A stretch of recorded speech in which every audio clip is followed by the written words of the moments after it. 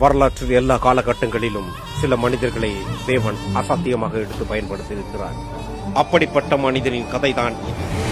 எளிமையான பாடல் வரிகளால் எவரும் பாடும் வண்ணம் இந்த உலகை மாற்றியமைத்த மைந்தன் இவர். யார் அவர்? யார்தான் அவர்? அனைவராலும் அன்போடு அப்பா, ஃபாதர் என அன்போடு அழைக்கப்படும் ஃபாதர் S.J.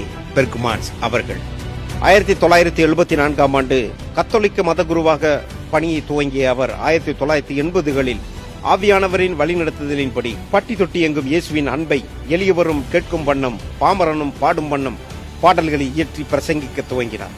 அன்று அவர் மனதில் பற்றிய தீப்பொறி இன்னும் வேகமாக பற்றி எரிய துவங்கியது.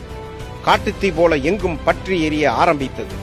பல பாடல்கள் மற்றும் துதி ஆராதனைகள் மூலம் பலருடைய வாழ்க்கையின் கசப்புகளையும் வெறுப்புகளையும் பாவங்களையும் நீக்கி இயேசுவின் அன்பை அவர்களுடைய உள்ளங்களில் மலரச் செய்தது. 1990களில் ஜெபத்தோட்டம்